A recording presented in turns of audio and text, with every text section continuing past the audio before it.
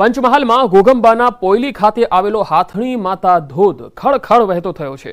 ધોધમાર વરસાદ બાદ ધોધમાં પાણી વહેતું થયું છે। ગઈકાલે વરસાદની ધમાકેદાર બેટિંગ બાદ કુદરતી સૌંદર્ય અને પથ્થરોની ગિરિમાળા વચ્ચે આવેલો છે હાથણી માતા ધોધ, જે અત્યારે વહેતો જોવા મળી રહ્યો છે અને તેનો સુંદર મનમોહક નજારો પણ જોવા મળે છે।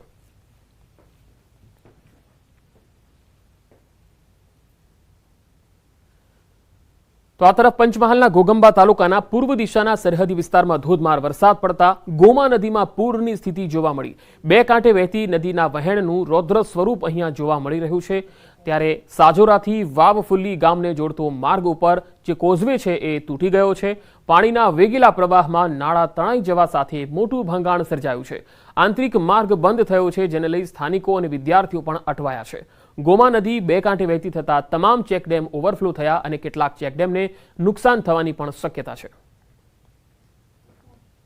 साजोरा नदी आवी एटले बधो पल तूटी गयो, એટલે હરકું બનાવેલું નહોતું તો અમારે છોકરાને જવાનું, નિશાળે આવવાનું જવાનું બધું ઉઠાયું અને ખેતરમાં અમારે જવાનું, કેવી રીતે જવાનું, એટલે સરખું બનાવવા પડે। આજે રાત્રે ભારે વરસાદ પડ્યો અને અમારે 5 થી 6 કિલોમીટર ફરીને આવવું પડે, એટલા માટે આ નાળું બનાવી આપે। તો આ ગોમા નદી છે અને આ સાજોરા ગામનું નાળું છે અને ઘોઘંબા તાલુકા।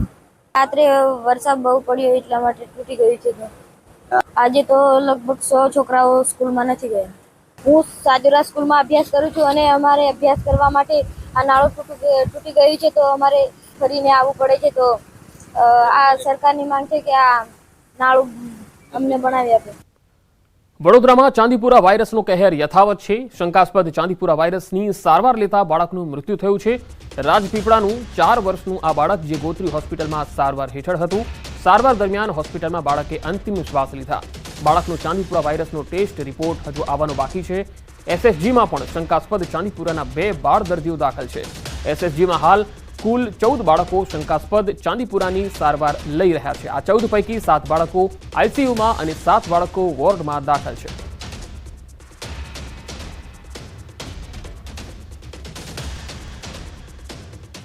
चांदीपुरा वायरसने लई बनासकांठा पालनपुरमां जिल्लामां पूनाथी आवेल आरोग्यनी टीम तपास करी रही छे। पालनपुर जूना आरटीओ पाछळ आवेल विस्तारोमां एक शंकास्पद बाळकनुं मृत्यु थयुं हतुं। आ विस्तारमां पण तपास करवामां आवी रही छे।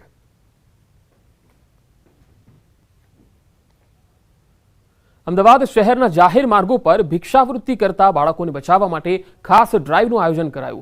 अमदावाद शहर पोलीस द्वारा शुक्रवारे कुल 5 टीमों बनावीने शहરના अलग अलग विस्तारों में चेकिंग हाथ धरायुं, जेमां पोलीस द्वारा 15 जेटला बाळकोने रेस्क्यू करवामां આવ્યા। बाळकोने मेडिकल तपास माटे मोकली तेमना वाली विरुद्ध कुल 8 जेटला गुना दाखल कर्या। पोलीस द्वारा शरू करवामां आवेल ड्राइवमां અત્યાર સુધીમાં कुल 29 जेटला बाळकोનું रेस्क्यू करायुं। पोलीस द्वारा आ ड्राइव 1 महीना सुधी चलाववामां आवशे।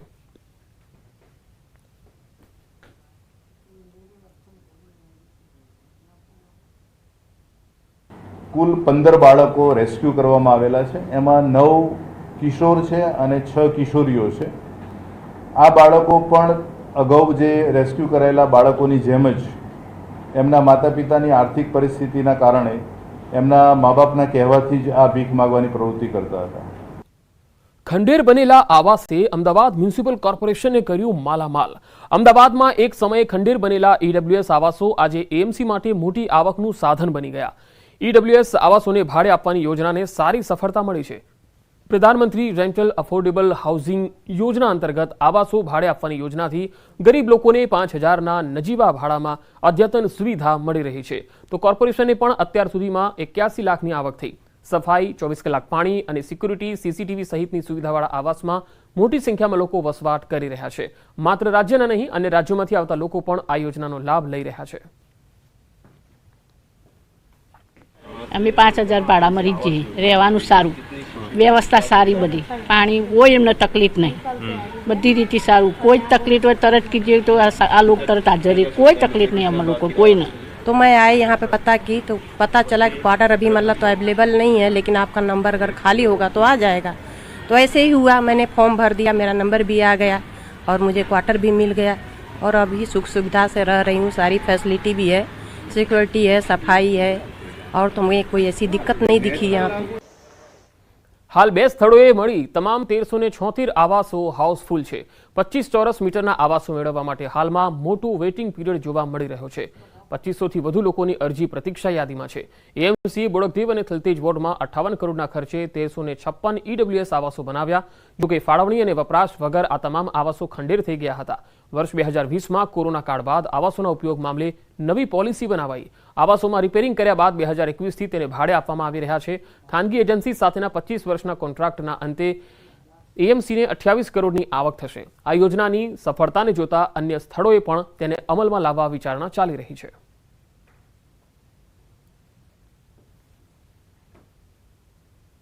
છે કે હાલમાં આ આવાસોની અંદર 500 કરતા વધારે વેઇટિંગ ચાલી રહ્યું છે. પરિણામે મહાનગરપાલિકા દ્વારા આવનાર સમયગાળા દરમિયાન બીજા ઝોનની અંદર પણ આ આયોજન માટે વિચારણા હાલમાં ચાલી રહી છે કે જે લોકો બહારથી આવતા હોય તે લોકોને રેન્ટલ બેઝ ઉપર આવા 25 ચોરસ મીટરના 2 રૂમ રસોડાનું મકાન મળી રહે.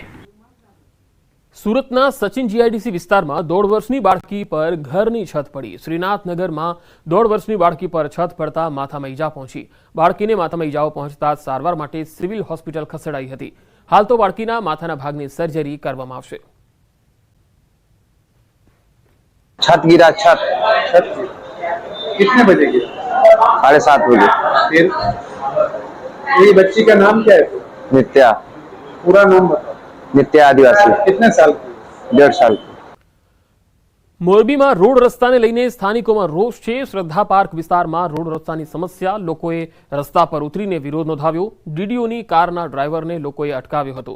ડીડીઓની ગેરહાજરીમાં સરકાર ગાડીનો પણ દુરુપયોગ થઈ રહ્યો છે. ડ્રાઈવરે વિડીયો ના લેવા લોકોને ધમકાવ્યા હતા.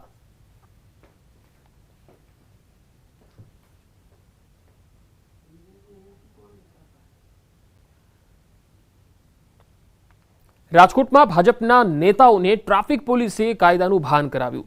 કિસાનપરા ચોક પર ટ્રાફિક ડ્રાઈવ દરમિયાન ડીસીપી ટ્રાફિક પૂજા યાદવે કરાવ્યું કાયદાનું ભાન. કારમાં બ્લેક ફિલ્મ લગાવીને ફરતા ભાજપના નેતાઓને સબક શીખવ્યો. વોર્ડ નંબર 2ના ભાજપના ઉપપ્રમુખ હર્ષવર્ધનસિંહ કિહોરને પાઠ ભણાવ્યા. વોર્ડ નંબર 12ના બક્ષીપંચ મોરચાના પ્રમુખ મહેશ અવાડિયા કાર ચલાવતા હતા. પોલીસે નંબર પ્લેટ વગરની અને કાળા કાચવાળી 2 કારને ડિટેન કરી લીધી. રાજકોટ પશ્ચિમના ધારાસભ્ય ડોક્ટર દર્શિતા શાહે નિવેદન પણ આપ્યું હતું. કારણ કે આવી જે ગાડીઓ હોય છે કાળા કાચવાળી એ ઘણી વખત ગુનામાં પણ વપરાતી હોય છે. તો એવી જે ગાડીઓ છે એને અમે મતલબ કેસો કરેલા છે. જે ગાડીમાં નંબર પ્લેટ નહોતા અને કાળા કાચ હતા એવી 2 ગાડી છે એ બનાવી દીધો છે. અને આ બીજી ગાડી છે અહીંયા જે પડી છે એ છે જેમાં નંબર પ્લેટ પણ નથી, કાળા કાચ પણ છે. એટલે આ ગાડીને પણ અમે અત્યારે ડિટેન કરી છે અને અમે એ ગાડીને અત્યારે શીતલ પાર્કમાં ટોઈંગ સ્ટેશને લઈ જશું. આમ જનતા રાખે તો એના પણ કેસ કરીએ. અમારા માટે ગુનો કરનાર છે ને એ મહત્વનો છે, કોણ છે એ મહત્વનો નથી. તો અમે મતલબ કાળા કાચવાળી ગાડી હોય તો અમે તરત ને તરત એના મતલબ કેસો કરી દઈએ. સાબરકાંઠામાં આરપીએફના 2 પોલીસ જવાનોએ લાંચ માંગી. એસીપીએ એક પોલીસ જવાનની ધરપકડ કરી હતી. એક પોલીસ જવાન ફરાર થઈ ગયો છે. પ્લેટફોર્મ પર ટ્રાન્સપોર્ટનો સામાન ઉતારવા લાંચ માંગી હતી. 15,000 રૂપિયાની લાંચ લેતા રંગે હાથે ઝડપાયો છે.